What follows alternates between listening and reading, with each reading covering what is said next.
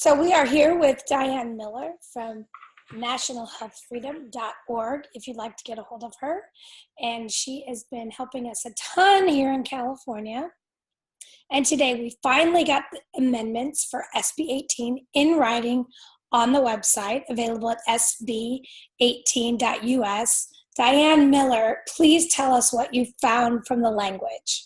The Child Bill of Rights was used as a rationale to justify getting funding for state-designed policies for children and programs. So we opposed it because the list of the child rights that was declared were not presented in the context of families.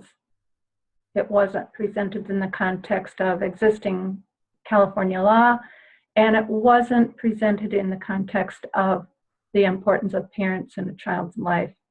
So we opposed it also because parents are responsible for children and not the state, and the presumption that parents weren't doing a good job and that the state needed to step in further and establish child rights was offensive.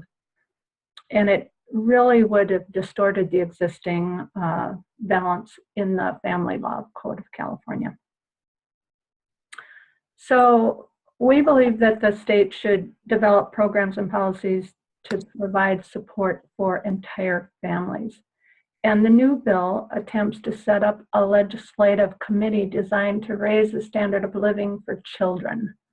But it doesn't say anything about raising the standard of living for California parents or families.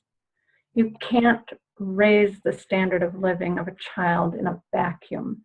And unless you become a nanny state or a welfare state, which the legislation designed in this amended bill is changing and adding to the welfare code.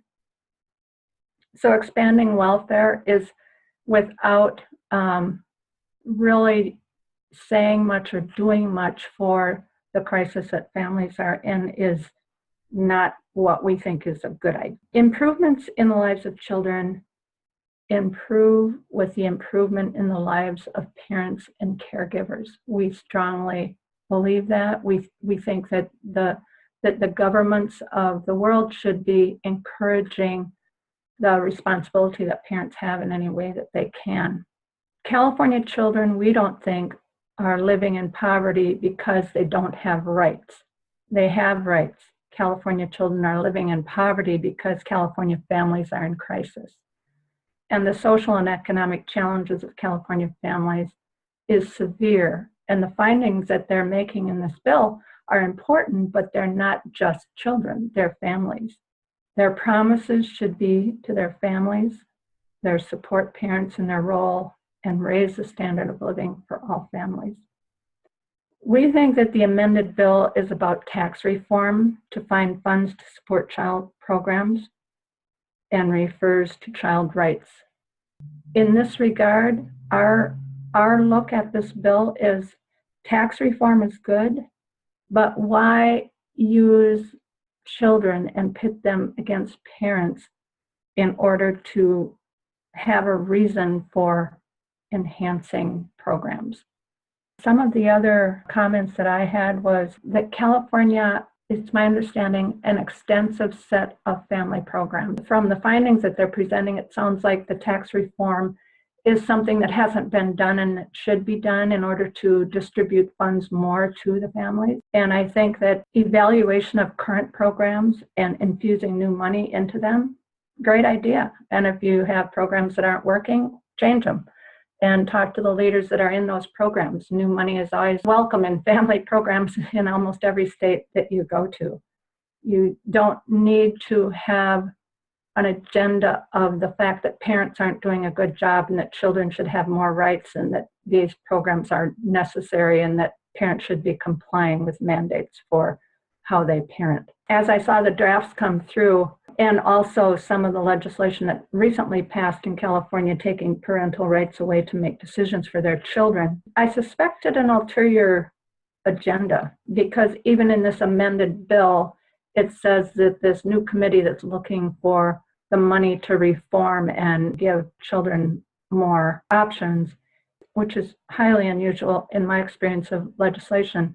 It's attached to a Child Bill of Rights, the one that was amended out of the bill, they say, but if it passes by January 1st, 18, a Child Bill of Rights, then this committee has to refer to this unspecified Child Bill of Rights that hasn't passed. So it sounds like it's kind of a ploy to get the people that were opposed to this bill because they were negatively impacting the rights of parents and families to back off from the bill and just have it about a committee that's focusing on children and setting up a framework of how the state thinks kids should be raised and what their living standards should be like. All of those, the history of how this bill is unfolding, if there's a political move to change this into, hey, this is just tax reform to get more money to do this thing, but the committee is actually going to design a platform to say what the standards should be for health, for education, for nutrition, for families, and then they're going to refer back to a Child Bill of Rights bill. It's the same bad bill, probably worse than when it was first introduced. It's just more manipulative because they've broken it into two bills, and sometimes then people don't read both bills and they don't read the fine print. If California wants tax reform to help their families and their family programs now in existence, they should do that. Instead of making the presumption that parents aren't doing a good job and that the state can do better and that children have more rights than parents and that the people establishing what children really should be raised as are not parents, they are a committee of 16 legislators deciding this. California's promise to the youth and children of California should be converted to California's promise to families of California, and look at the bigger picture of why they believe that California children are living in poverty, because these children are living in families who are also living in poverty. I still oppose this bill. I think it's coming from a narrow group of people with an agenda for child rights and compliance with government programs. And I think it impacts families. I think it impacts parental rights. And I think it should be soundly defeated until they can come up with a family bill that is going to support the relationships and the economic stability and living standards of all California families. I'm the public policy director, and we're watching bills from all over the country, 150 bills taking parental rights away to make decisions for their children. And I've been involved in that for many, many years. We've been involved in where they won't let a parent make a decision about chemotherapy for their child or not chemotherapy or natural health. Or, for example, in California, you've just had the right of parents to decline vaccines if they want to use the school system or daycares.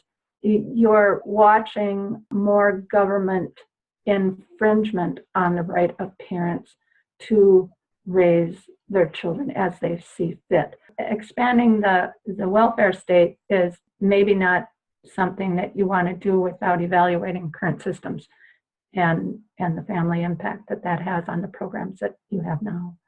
There are legislators that think that the state should be making decisions instead of parents in some situations. And so our organization is involved in that kind of where you draw the line where the state steps in. And it's our contention that states and governments do not step in unless the child is in danger of negligent parents. That area of law is very well balanced and very sensitive, and to have legislators run shod over that area of law like it doesn't matter and that the state is the better entity for deciding what's good for children and communities as opposed to the parents and the local communities themselves is disturbing.